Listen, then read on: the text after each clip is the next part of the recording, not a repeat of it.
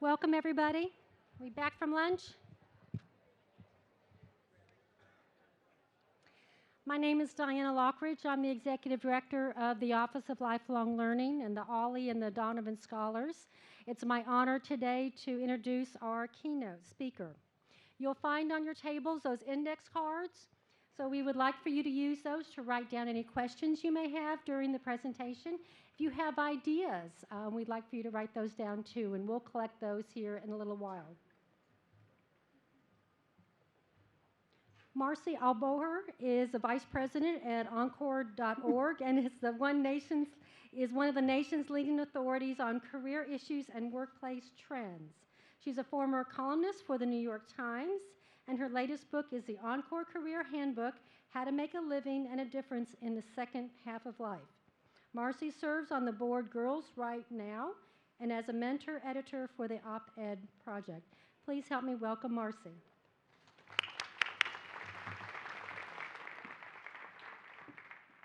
Hi, everyone. First of all, can you hear me okay? Good. Okay. I'm small, but I've been mic'd, so I've got the advantage here. And I also have the advantage of, in the next hour, you're going to hear a lot about me and my life. So I'm hoping in this little bit of an opening, I can just learn a little bit about you and who's in the room and some of what's on your mind as you're sitting here right now. So I'm going to do this in the most efficient way I have, which is just show of hands with a few opening questions. So just play along with me if you'll indulge me. So first of all, how many of you are like scared of the R word, this retirement word? Okay. All right. How many of you are really excited and you have like a bucket list that goes on forever? Okay. How many are thinking like, holy cow, what am I going to do after I'm done with the bucket list? All right. How many of you are empty nesters? That's a lot. How many of you have played the role of a caregiver at some point in the last decade? How many of you are nervous or afraid or anticipating that you might be playing that role coming soon? Okay. How many of you plan to spend a lot of time on campus here even if you don't work here anymore? How many of you would like to, if you were new, you were welcomed back and there were good places and things for you to plug into here on campus? Okay, good. How many of you came here because you were really, like you're a planner and you just like to tick things off your list? How many of you were dragged here by a friend who said, I think we should do this? Okay, that's good. It gives me a little sense. Okay, so I want you to just take a look at this screen. This is me in my apartment in New York. And this was a couple of years ago. This was the cover of Time magazine. And it has a baby. If you can read the headline, it says, this baby could live to be 142 years old. This baby means a baby that's already born right now. Then the back I find very interesting. So Bank of America has an ad there that says, your retirement could last longer than your career. Now what? So clearly, this is reality that 100-year lives are going to become quite normal. Many of us probably know centenarians. My grandmother lived to be 104, died just a couple of years ago. This doesn't seem as futuristic as it once did. That said, what happens if we're retiring in our 50s and 60s? Like there is some mismatch here, right, between what the reality of longer lives could look like and what the reality of how our society is designed to usher us through our own lives and what we have to figure out to do with these supersized lives we may be living. Bank of America clearly has some ideas. They probably want us to keep working forever because that's the only way we can save to keep up with our retirement needs. Because one of the big fears, right, is that we're all going to outlive our money. But so you're going to see the financial services companies have really kind of started to pay attention to the longevity details and why we're all living this way. So where I live and work out in the world, we're really consumed by this particular data point. So not only are people living longer, but for the first time ever this year, we've crossed a big Rubicon. We now have more people over the age of 60 than under the age of 18. Sitting on a college campus, that's a really interesting idea to ponder and sit with for a moment. So what does that mean? Like, we aren't a society that's really designed to figure out what to do with all of us older people.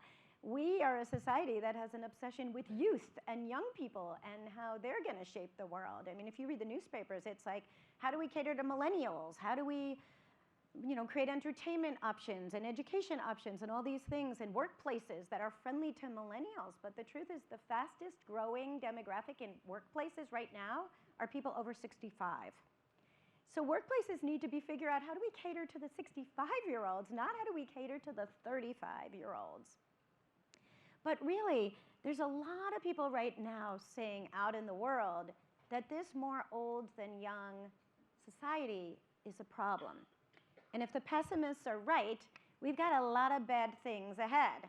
Loneliness, social isolation, a shortage of caregivers perhaps, what I talked about before, people outliving their savings if they don't continue to work. A whole lot of generational tension also. If you've been watching the political debates these days, you see a lot of conversations about older people and younger people not wanting the same things, right? Younger people accusing older people of ruining the environment, for example, and not paying our fair share of what has to happen on the environmental front. So what we're really seeing right now is a society that is, as we're getting to be an older society, we're also getting to be a more age-segregated society.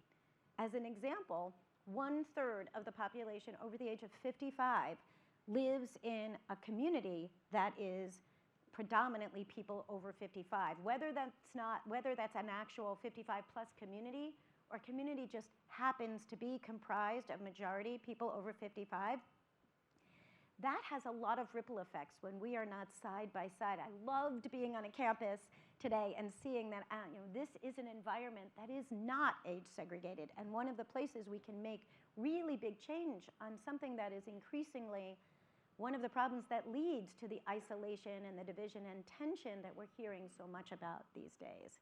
So where I work at Encore.org, which you're going to hear more about in the coming hour, we're looking at something different. We're looking about, what if we didn't have generational segregation and generational tension, but instead we had older and younger people coming together quite naturally where we work, where we live, on campuses, where we do volunteer work and social change efforts in our jobs. But we're a little far off from this being an everyday experience to people outside of our own families. Just a little bit of what's happening in some of these pictures. In the upper right, we have 2 volunteers who are rebuilding a school after a hurricane in the Caribbean. One's a retired guy, one's a student on break. In the left, we have an Encore conference where we routinely put 20-year-olds and 60-year-olds in room together to try to solve social problems together. Bottom left are 2 roommates. She's a retired faculty administrator. He's a graduate student. They live in Boston, and through an organization called Nesterly, they got matched to be roommates.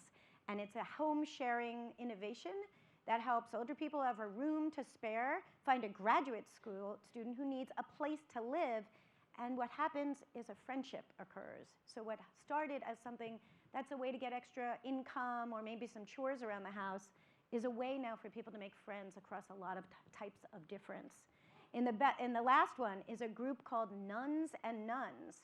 The nuns, the first nuns, are the NUNs, who are older nuns who have these property and all kinds of resources that they're trying to figure out what to do because there are fewer people going into being, fewer young people are becoming nuns today, and the nuns have a lot of power and a lot of expertise and a lot of wisdom to share. They also have a lot of property to share. And the young woman next to her is a millennial who identifies as none, N-O-N-E, when asked on the census what faith you are or what religion you are, an increasing number of young people say none. So the nuns and nuns are getting together to learn how to do social action together, to help the nuns decide what to do with this land and property that they have, and to trade ideas across the generations. So that's the kind of thing we're focusing on as some optimism here. So to make this a little more personal, I'm actually going to take you through my own career journey because I'm hoping that some of it will resonate with some of you and where you are in your lives. So I had what was a kind of a traditional career path. When I was younger, I was a lawyer. That worked out for less than 10 years. I was clearly in the wrong place and on the wrong side of things. I had a career crisis of conscience after a few years as a lawyer, and I said, wow, not only am I not doing the good in the world that I wanted to do, I might be contributing to the harm of the world. So I decided I had an early career change. I actually went back to school, not on campus like this, but in my community. And like I just went to a bunch of community center classes for lifelong learning, and I figured out how to become a journalist. I took 2 freelance journalism classes. That was my, freelance journalism. But all those little dots represent mentoring moments. And I had a huge cluster of mentors that I found in that time period. Both teachers who were my journalism teachers, and then all these 20-year-olds that I was sitting next to in class who were so much savvier than I was in my early 30s because I didn't know anything that they knew about how the world of work was changing. So I became a freelance journalist, and I started getting very interested because it was so hard for me to make this career change, and I kind of had to do it myself. I had to cobble together some kind of technique for doing this at what felt like mid-career, but now I think of as early career. I became a freelance journalist and author focusing on the future of work and how the world of work is changing and how all of us need to keep changing to keep up with that. And eventually I started writing for the New York Times, and I started writing books. But at the same time, I also started to speak around these issues because I realized when you start speaking, you meet all these other people and hear their stories, and it was a good way for me to keep current and continue to learn. And then I also started teaching other career changers who wanted to become writers, because when you've gone through a fresh process, you're really in a good place to guide others. So I started collecting slashes, and my first book was about the idea of the many slashes we have in our life, the different identities we carry. And you'll see a lot of these mentoring moments because I'm now starting to mentor other people. I'm starting to mentor all these other career changers who show up in my inbox and need help or want to become writers or want to kind of have a new experience. And at the same time, I started volunteering because as a writer, there were all these ways to volunteer in my neighborhood. And I got really attached to this organization, Girls Right Now, which mentors New York City high school girls in matching them in one-on-one relationships with professional women writers. So as this is going on, I suddenly encountered a movement that I started writing about in my work at the New York Times, which was this scrappy group of people who were working on the notion of what's going to happen with our aging population at work. And the Encore language started to get some traction out in the workplace, which is we need a second act. Many of us need a third act and a fourth act. But the world was not equipped for this. There aren't schools that train us for second and third careers. Workplaces are not welcoming and not thinking about how to extend the career path for people who want to work longer. So a lot of these ideas came through a guy who became one of my mentors and now is my colleague, Mark Friedman. And I have Mark's latest book here. I'm giving a plug. We'll talk about it later. He wrote a book called How to Live Forever, and you've guessed it. It's about intergenerational connections. So I met Mark Friedman. I wrote about him for the New York Times, and I got increasingly interested in the work that was being done by this small nonprofit in San Francisco called Encore.org. And eventually, Mark made me an offer to come out and work for Encore. And when I went to work for Encore, my first job was to write this book, the Encore Career Handbook, which is this book about all the things I was learning about how do you have a longer career and a career that has personal meaning and social impact and money if you still need to make money. So I was collecting all these ideas, and at the same time I left the New York Times, it was handy to leave my journalism career because the media business was falling apart. All my friends who were working in the media and hitting their 40s and 50s were losing their jobs because everything was moving to digital formats, and people didn't need to hire as many journalists as they needed before because all of us could be journalists today if we have a blog and a computer. So I was seeing the world that I had trained in become so different. At the same time, I joined an organization in my 40s that was doing work I had never even heard of before. And that's a really interesting thing too. I started doing work that even if I wanted to do it earlier in my career, that work wasn't even happening. That work didn't even exist. The kind of organization that I now work in, I couldn't have done that work in my 20s. I didn't have the skills, but it wasn't a reality yet. So I think there's this fear we all have that at the time we're ready for something new, how are we going to ever plug in? But the truth is, I see it as a river, and it's like a a river that's constantly running in a current. And whenever you jump in, you see the offerings that exist at the time you dip in. And what you thought the world of work was when you made your first career choice 20 or 30 years ago, that is not the world of work that exists today. And if you start paying attention and start looking at what's around you, you will see opportunities that never existed before, but you have evolved and you've built an entire skill set. So at Encore, I came to be a writer and a speaker and to be, kind of a disseminator of these kinds of ideas. And I did that, and I still do that. But I also had a big career change. I've now been at Encore a decade, and now I consider myself in the nonprofit leadership space. I help on fundraising. I sit on our management committee. My career 2 careers ago as a lawyer totally comes back to help me, because whenever we had a trademark question yesterday, I'm a lawyer, I knew how to manage something like that. We have issues all the time that come up with what's business structure we should use to operate in. I kind of understand those things because of where I've been in life. So I'm only using my story to help you think about how can you look at your own career path and find the ways that you may feel like you have a windy road, but there are ways it all comes together at different junctures in your life. So eventually, I got involved. I started serving on boards. I became a nonprofit leader. I now entered what we call now the modern elder stage. I am trying to figure out, how do you be a middle-aged or older person at work? When I joined Encore, one of the most exciting things is that I started working with a bunch of 60 and 70-year-olds who were my mentors. I couldn't believe that in my 40s, I was still finding mentors and people to learn from. And now we're age integrating our organization. We're hiring a bunch of people in their 20s and 30s, and I get to be one of the mentors. So it's an amazing process that we all have the opportunity to go for. So I'm 53 now, and my big question is, what's next? Just like all of you sitting here. So I did this in a kind of do-it-yourself way, and I feel like my mission is to help kind of work with people like you and people that I work with to try to figure out, how do we make it easier for all of us to reinvent at each life stage? So there's a few things that need to change, and I want you to start being aware of these in the culture. So the 2 main things to change the culture and make it really, really normal for all of us to be lifelong learners and lifelong reinventors. So we need new stories and new images about what it means to hit these different life stages. And we also need new models for living, for working, and for learning.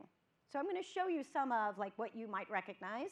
So I would say right now, when you think of retirement, these are the images that dominate. The left one is the bucket list, right? It's perpetual leisure, it's permanent vacation. It's, move to the Sun Belt, reduce your expenses, or, if you've saved beautifully, live in that dream of, house of your dreams. And it's a little selfish in a way. We all feel like we've deserved and we've worked hard. But a permanent vacation starts to feel a little old after a while, we're finding, when we look at all the surveys of people who live this life. What if you refigured the permanent vacation and it had it had some part-time work in the mix, or it had some really interesting volunteering or civic action in the mix? How can we change that model to something that feels a little more relevant to being cordoned off in some 55-plus community where we're not all interacting with people of all ages who are still really engaged in life? The second is what we all fear: loneliness, social isolation, and staring at the television.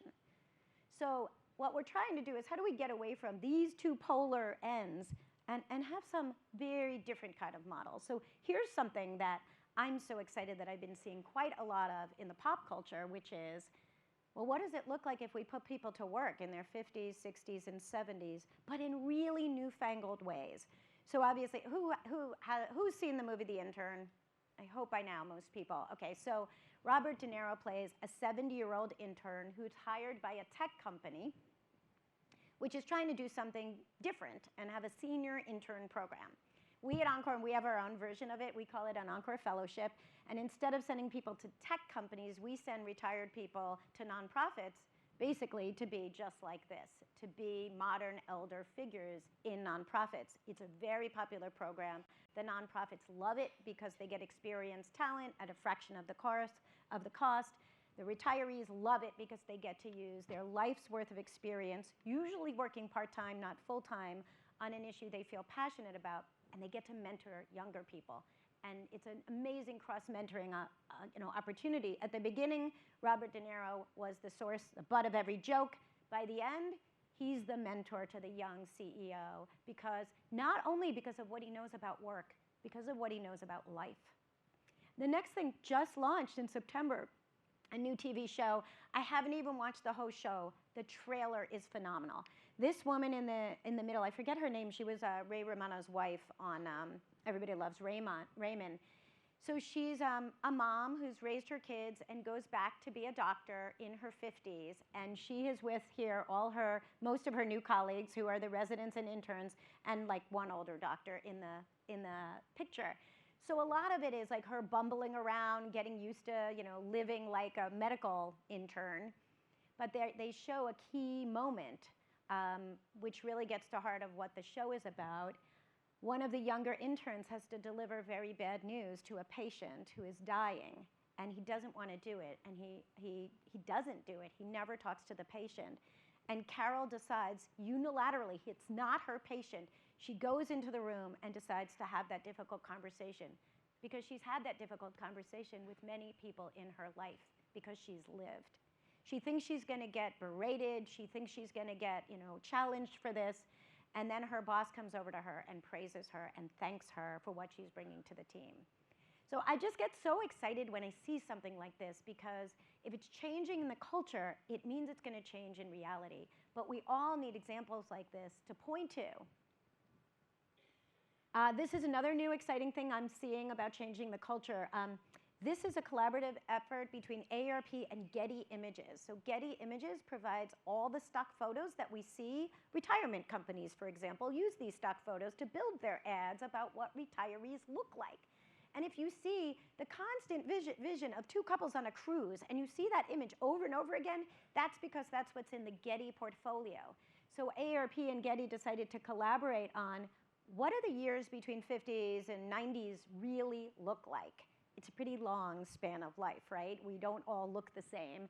And we're not all just kind of cruising right now and playing on the golf course. We're doing a lot of other things. So the point is, there is a lot of energy in the air.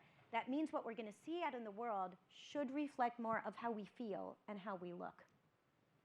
So the next piece I want to talk about is a new model for living and how that changes from the model we've all been used to. So this is, I would say, in our parents, grandparents' generation, this was kind of the model that everyone followed or tried to follow. You had your childhood, you had your education, all of that, everything we learned in life was supposed to be front-loaded there in our teens and 20s and then prepare us for the rest of our lives. Then some of us had careers, some of us got married, some of us had kids. There were norms that you were supposed to follow.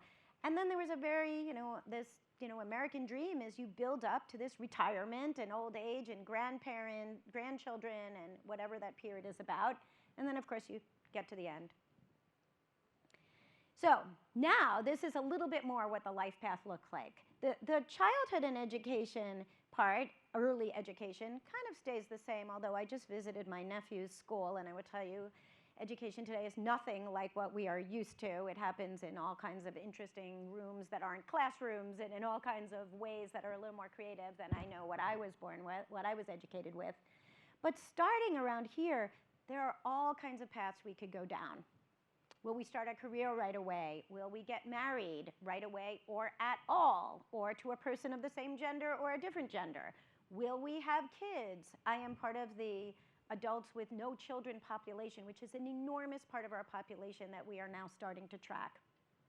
Then there's these kind of pauses at various times, because whatever we were doing, whichever path we were on, if we were on the career path or the raising children path or the combination path, we need to pause and figure out how do we restart. And this thing that I'm now going to tell you, it doesn't just happen once. It can happen every decade. So some of us go back to school. Some of us reskill in a program like an Encore Fellowship. Some of us have Encore careers. Some of us have second Encore careers. Some of us have Encore marriages and second Encore marriages. Some of us have grandkids. Some of us have a lot of people that we mentor. Some of us have caregiving that happens at many, many points of our lives. Retirement and old age will still happen. I'm not saying they won't happen at all, but there is an idea that maybe it happens in a different way, in a shorter period of time.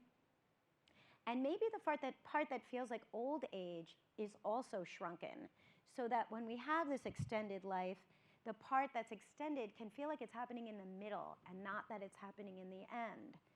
So there are lots of people trying to work on the end too, I will say, trying to improve the way we die, trying to extend the way we live, so that's not really the focus of our conversation today. But what I'm trying to say is there is a whole new life path, but the way that our structures have been designed is still kind of stuck in the old one.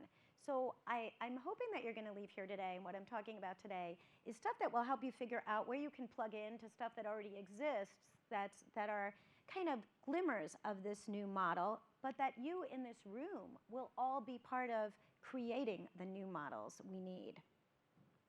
So I'm taking us back to campus because I think on campuses is where some of the most inventive things are happening. This is at the University of Minnesota right now. And I think the University of Minnesota is the state university that I can point to as the model for thinking most about this. They have a program there called the UMAC Advanced Career Initiative. So the idea is they're inviting people in the Encore stage of life to come back to school and spend 2 semesters at school thinking about your Encore career. Most people are looking to do something that continues to pay the bills and does something helpful for society, but they want to do it in partnership with young people. So they want to be relevant, and they're in classes right alongside young people. Some people are traveling to University of Minnesota to matriculate, just like you would when you were a young person. I can recite 10 other schools where things like this are happening. It's happening at Harvard. It's happening at Stanford. Yale has had a whole lot of alumni sessions about it and is working on building a program. It's happening at the University of Hartford in Connecticut, where I'll be later this month. There's a Modern Elder Academy that's just sprouted up in Baja, California, and Baja, Mexico, where people are going for a 1-week immersion. It's happening at theological seminaries. It's happening at Notre Dame and Union Theological Seminary in New York, where I live. I'll be speaking next week.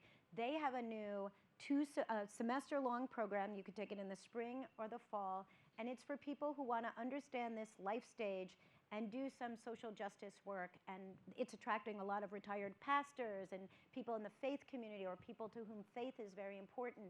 But these are sprouting up in all kinds of ways. And sometimes it's just happening through one alumni event or an Osher lifelong learning course that sprouts up. And I know I've been talking with Diana Lockridge about what's going on in your Osher lifelong learning community, which I hope you'll all start paying attention to. But these efforts start with a small band of people who's interested, who maybe reads one of these books and says, wow, we could start something like this right on our own campus. So out in the world of work, there's a few different things that happened.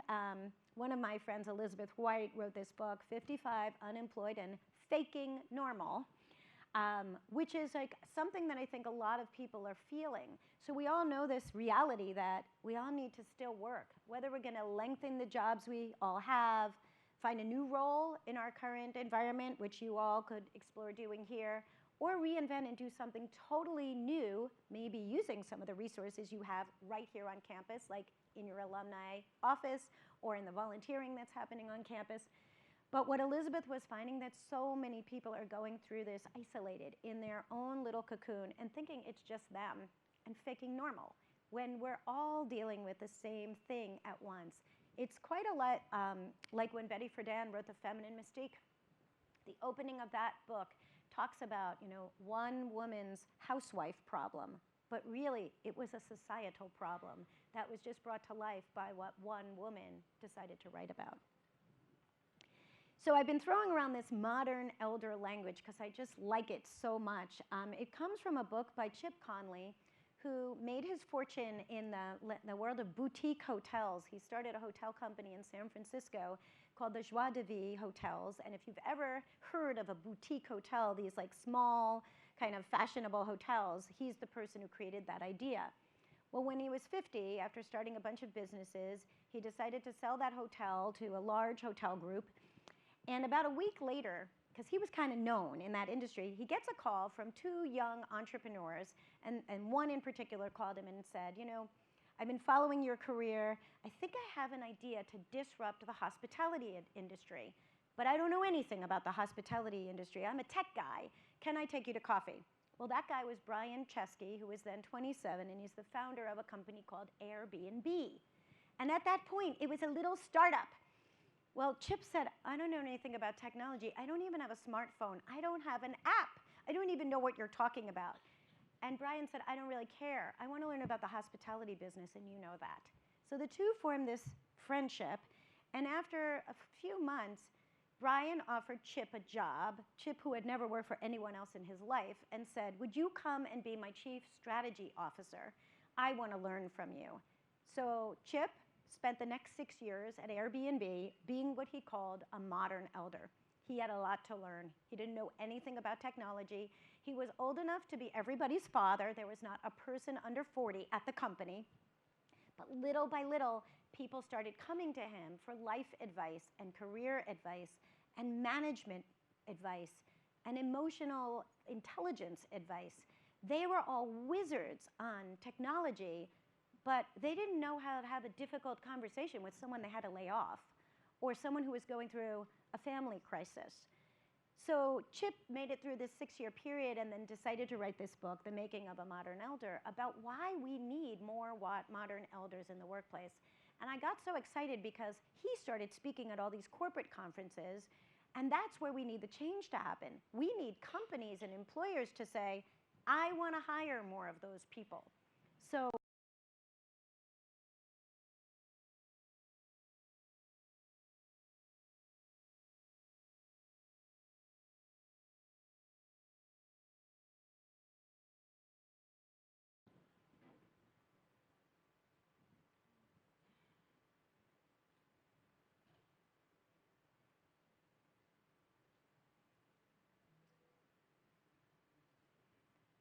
I've talked a little bit more. So while that's coming back, I'll just call you back here. I can go back from here. Don't worry.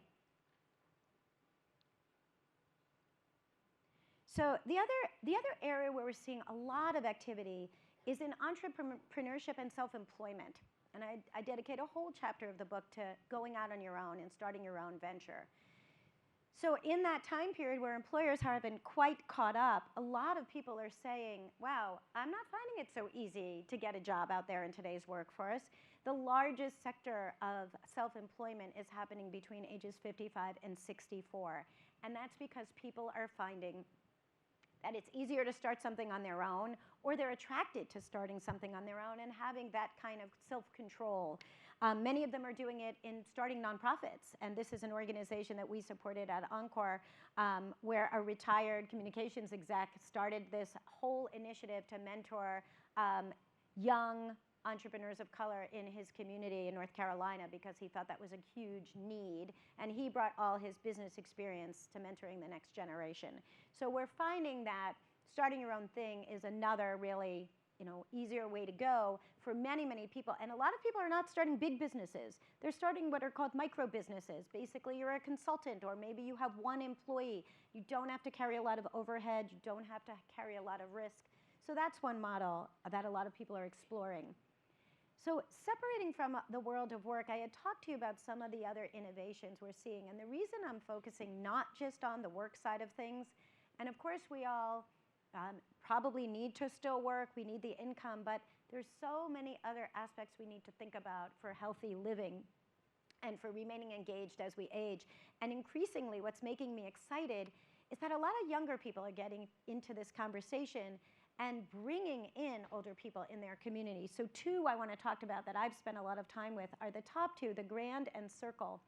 Circle is this amazing community in New York that I spend a lot of time with that was started by a woman in her 20s who, like Chip Conley's experience at Airbnb, she worked in the media and tech companies, and she found that there were no people over 40 in her workplace.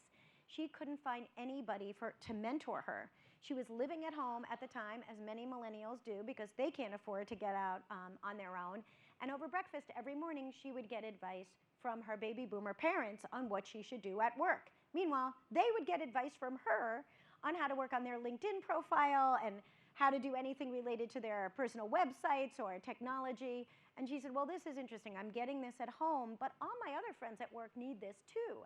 So she started a social organization called Circle.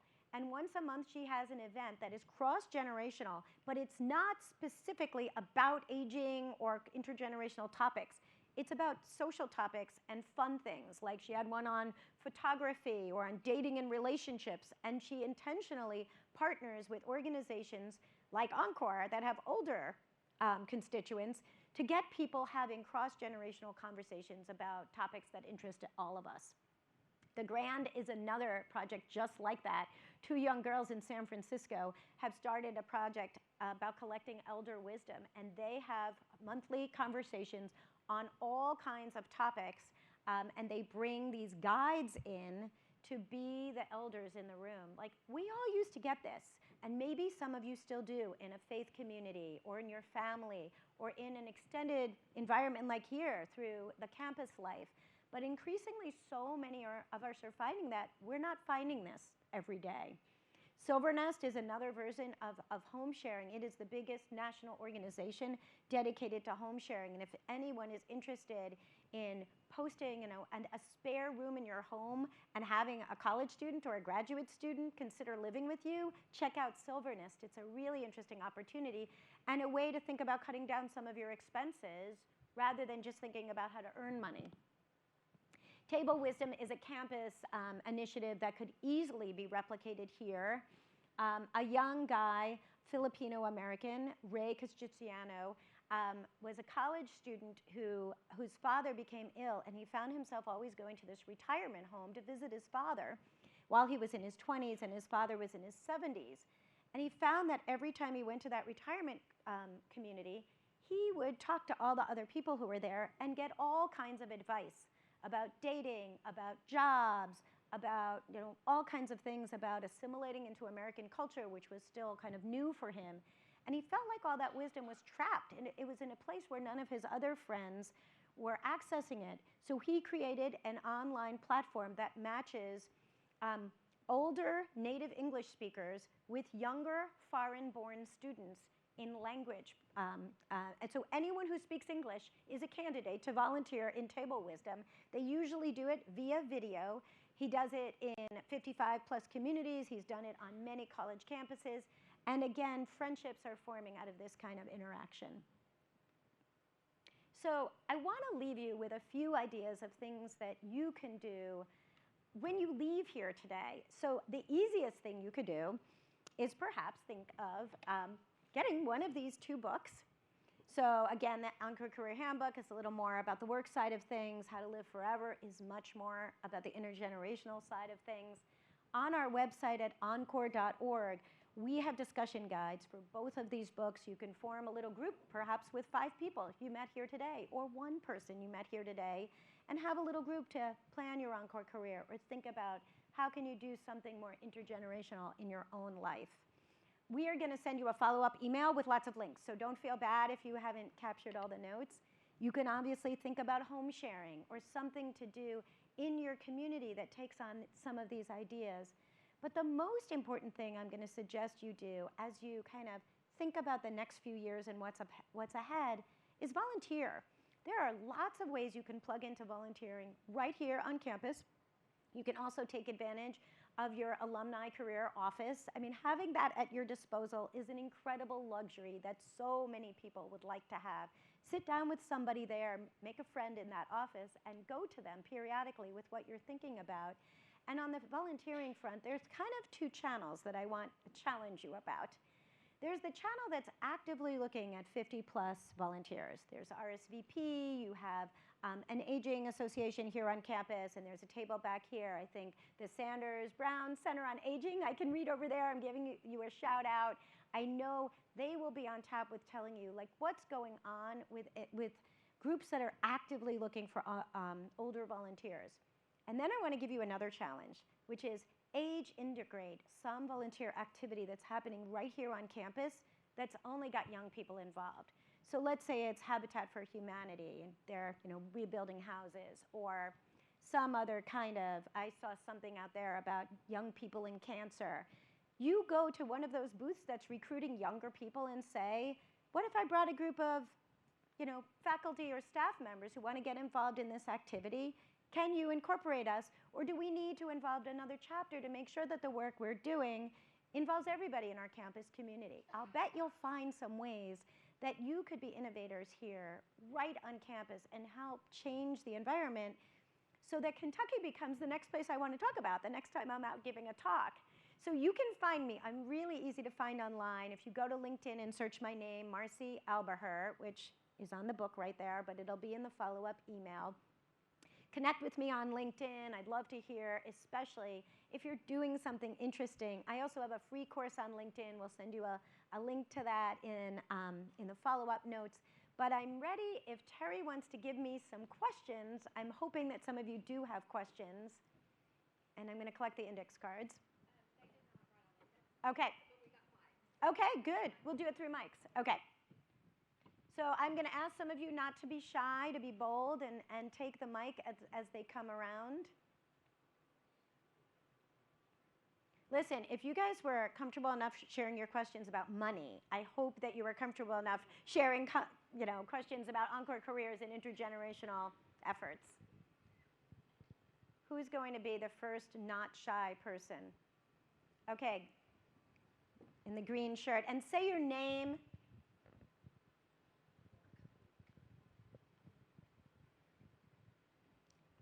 Good afternoon. I'm Terry Hi, Keys. Terry. I work for the Markey Cancer Center here. And actually, I'll stand, if I'm going to have a microphone, I'll be Please standing do. up. So one of the things I think is important for us to realize, I don't know how many, I don't want to take over your presentation, but how many here have been in the employee education program and taking classes at the University of Kentucky, which is a free, right? So I have been singing with the UK Men's Chorus. That's the thing that's my pressure release valve, Yes. is singing. So I've been a member of the UK Men's Chorus for the last, coming in January, it'll be 14 years and 15 semesters. Great. And it's some of the most wonderful work that I've ever done with these young men who are now that have been doing it for this long, they are all young enough to be my sons. And it's some of the most important work that I do on campus, I think, where they can actually come to me and ask me a question, and people say, it's nice to have that, they use the word mature. Yeah, that that's a mature, good word. that I like mature that word. viewpoint. Yeah. So I think we have opportunities all over the place every single solitary day, and that includes even taking a free class from the University of I know. Kentucky. Yeah. So that might be the first step, is just do something that you really love to do. Take an art class. Yeah. I couldn't take these things when I was in school. I had too many majors that I was working on at the same Right. time. So, but I'm taking all of this to heart because particularly the power of connecting the generations. So now I'm taking an acting class with students, and it's fascinating for me to see how they operate in that classroom and then how they're operating outside of that classroom. So I just encourage everybody to take advantage of those situations, and then let's find ways that we can bring these things to our campus too. Right. I mean, Terry, you're so right. One of the things when I was working with Diana and Terry, who were just so wonderful in helping me prepare for today, one of the things that got me so excited in coming here is you have so many options and resources and things to plug into. And my favorite kind of audience to talk to is people who are not like a day away from retirement, but are like you, like thinking about this with possibly 1 to 5 years to think about this. And even if you are a day away from retirement, there are so many things you can do right here. You don't have to go search out and find out, where can I take a class? Where can I volunteer?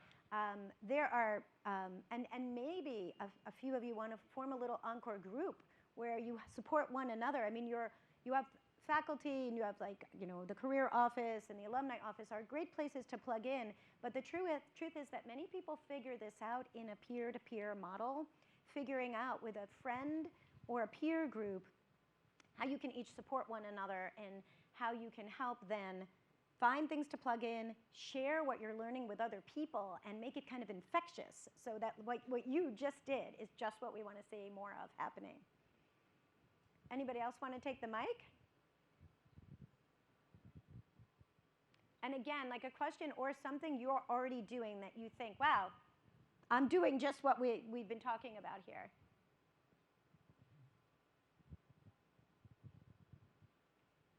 is a shy group. I can't believe it. Oh, over here. Okay.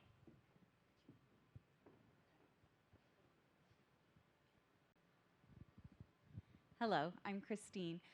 So that Nesterly concept, that was like really exciting for me to know about. Is that specifically in Boston, or are there others in other cities? Is there a place to check out? Right. Nesterly is only in Boston, but I mentioned Silver Nest later because Silver is the national giant.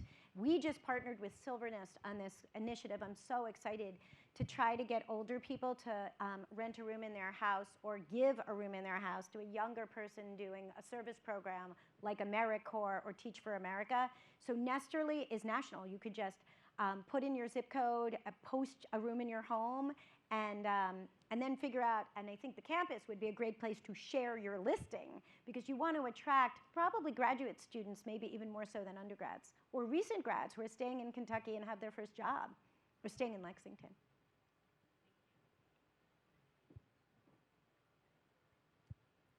Anybody else got a comment or a question? Again, don't be shy, especially if there's something you're doing that other people should know about right here. I have a question. Okay. Marcy, are there people here on campus that use volunteers that might be able to incorporate, another generation or expand what you're doing? I know there's a lot of program on campus that we're doing all kinds of things. Is that something that somebody can think might work for the future? I'll give you one example. We have been working with a lot of organizations that do mentoring, and it's really common in the mentoring space to use what's called a near-peer model. So there are many organizations like City Year and others where the mentor is usually a person right out of college who is close to the experience of the person who needs the mentor. So we've been working, for example, with the Boys and Girls Clubs and other national organizations to get them to think about not replacing younger mentors with older mentors, but having many different generations available in the mentor pool. So the ideal mentee would have a bunch of mentors. Maybe they'll have a recent college grad as their mentor, but they'll also have an older person who can help with very different parts of life. So if there are any mentoring programs that you're involved with and you see that the pipeline or the recruitment method for mentors is only going after recent college grads or young people, just think, how could we bring older mentors into the mix? Terry, again, yeah. Do I need a microphone? I don't know. Try it. Do I need a microphone? No, we can hear you. So I actually have a question for us. So I'm back again. Yeah. I've never known to be shy, really. I can see. But you mentioned the program with cancer, the young people in cancer, well, that actually happens to be a program that's in my wheelhouse. I just gave a presentation to them from the Markey Cancer Center because my boss is also their faculty advisor. But it occurs to me that we have all these programs for First Gen, we have all these programs here at the University of Kentucky to get young people assimilated into the university environment. But what I don't know that we have any, and this is really my question, do we have programs to keep us around? Do we have programs already here where we're trained in these different types of media that we have? I know we're handing out iPads to these students so that they can be assimilated into our campus. I've been working here for 10 years. I have a weekly seminar series for the Markey Cancer Center, and in that 10 years, one person in 300 seminars that I've done, one person has used an iPad to give the presentation. Wow. And we're not doing things on iPads, but I think we really need to be trained if our students are using them, and we don't know how to use that And I love that idea. technology. And here's a parallel one. I think I have so many parts of my life where I play in a poker game, and a lot of the people at first in my poker game were like in their 50s and 60s, and then we started bringing in some of their kids because it became like this whole cross-generational thing. And one thing we realized is that a lot of the parents were thinking about their Encore careers, and a lot of the kids were thinking about their first careers. So there was this very interesting parallel, and nobody knew how to use LinkedIn. So there were these older people who didn't really need it to do their jobs, they were skating by, but younger people who are putting up their profile for the very first time. I think you could really learn that tool together in the same workshop, where older people and younger people are learning why and how we should use LinkedIn. Many social media platforms are filled with all kinds of controversy right now, but LinkedIn is kind of just a professional, it's replaced the yellow pages. It's how we find people if they're still working or they're involved in volunteer activities. So that's an example of something where I think there's a need for both the kind of student population and the older population thinking about Encore careers to maybe try to learn something together, either in an informal class or a workshop. Thank you.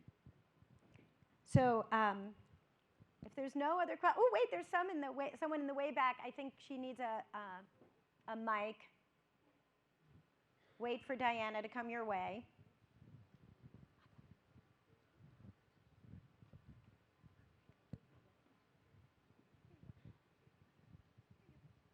Oh, okay.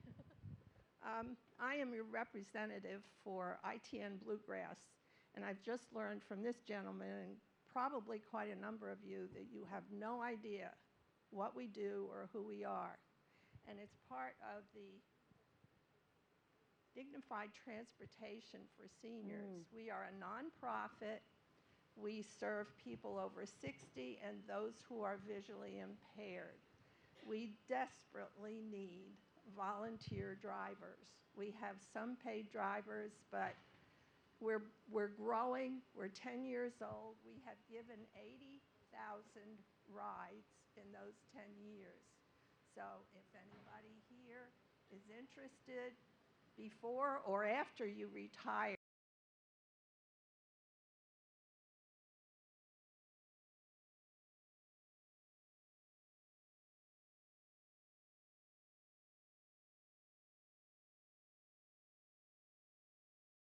on the email follow-up, and we're going to make sure that there's some resources, kind of general out in the world resources, and then specific to Kentucky, UK resources. So we'll make sure that that's included. okay, it stands for Independent Transportation Network, and it is nationwide. And I think one thing I want to say on that point, I've been talking a lot about what we call Gen to Gen over at Encore, which is the cross-generational collaboration. And I've emphasized a lot about how we could be learning and collaborating with people younger than us, but we could also be learning and collaborating with and from people older than us. And I think it's important to just think about where you're attracted. I mean, you knew, Terry, to go to the singing and there were certain things that were pulling you. And I think you have to listen to what's pulling you right now. What are you attracted to? What are you doing in your free time? Those are all the ways you're going to start figuring things out. So again, it's been a privilege to be able to speak with you all today. And you'll get some follow-up. And in that follow-up is how to connect with me on LinkedIn. And if you have any questions, throw them at me there. That's the best way to reach me. And thanks again. I'm really inspired by all that's happening here.